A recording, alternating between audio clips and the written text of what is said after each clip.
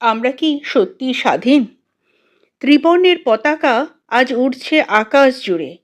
সাহসী শহীদের রক্তে লাল হয়ে আছে তাতে মুড়ে। শৃঙ্খল ভেঙে অশ্রু পেরিয়ে এসেছিল যে প্রভাত, সেই দিনের জন্য কেঁপেছিল প্রতিটি ভারতীয় হৃদয়পাত।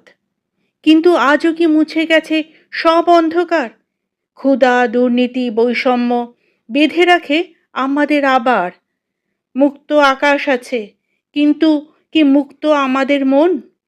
প্রতিটি হৃদয় কি পৌঁছচ্ছে সমান স্বপ্নের যতন?